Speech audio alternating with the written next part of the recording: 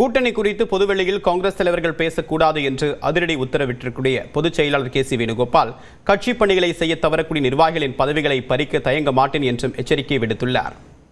அதிகாரம்ங்கிறது எல்லாரும் சேர்ந்தாலும் அது 24% இருக்கு. திமுக 34%, 36% எப்படி வர முடியும்? 43 எல்லாரும் சேர்ந்த ஒண்ணு தானே வர முடியுது. அப்படின்னா அதிகாரத்திலையும் பங்கு வரணும்ல. இதுதானே சொல்றது. எங்களுக்கு மரியாதை கொடுக்கலன்னா திருப்பி அடிப்போம், திருப்பி அதே வார்த்தை பேசும். அதனால மரியாதை காங்கிரஸ் கொடுத்தீங்கன்னா நாங்க முடியும். அவ்வளவுதான். எங்களை பொறுத்த மட்டும் நாங்க கேட்பதெல்லாம் மரியாதை தான். நாங்க கேட்பதெல்லாம் மரியாதை தான். மரியாதையை தவிர வேற எதுவும். ஆட்சியில் பங்கு, அதிகாரத்தில் பங்கு என தொடர் முழக்கம் எழுப்பி வரும் மாணிக்கம் தாகூர் மீது நடவடிக்கை எடுக்க பெங்களூருவில் தேசிய தலைவர் மல்லிகார்ஜுன கார்கேவுடனான சந்திப்பின் போது செல்வ பெருந்தகை வலியுறுத்தியதாக தகவல் பரவியது. அதே நேரம் அதற்கு பதிலளிக்கும் வகையில் தனது எக்ஸ் பக்கத்தில் அச்சமில்லை என மாணிக்கம் தாகூர் பதிவிட்டிருந்தார். இதனால் காங்கிரஸ் மாநில தலைமைக்கும் மாணிக்கம் தாகூருக்கும் இடையே பனிப்போர் நிலவுவதாக தகவல் பரவியது. இந்த நிலையில் தமிழ்நாடு புதுச்சேரியில் நடைபெறும் நிகழ்வுகளில் கலந்து கொள்ள சென்னை விமான நிலையம் வந்த காங்கிரஸ் பொதுச் செயலாளர் கே.சி. வேணுகோபாலை ஆட்சியில் உறுதியான பங்கு, திமுக கூட்டணியில் உரிய மரியாதை உள்ளிட்ட வாசகங்கள் அடங்கிய பதாகைகளை பிடித்தபடி காங்கிரஸ் தொண்டர்கள் வரவேற்றனர்.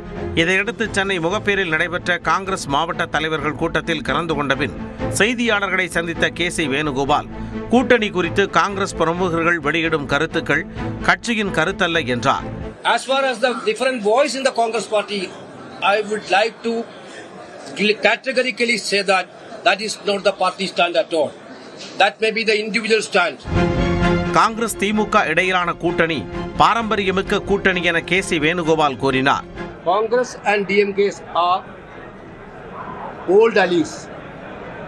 We have a great tradition to have an alliance on common issues to fight against the fascist forces, fight against the communal forces. We were together and we are also together. தாவேகாவுடன் கூட்டணி பேசப்பட்டதா என்ற கேள்விக்கும் KC. Venugopal பதிலளித்தார்.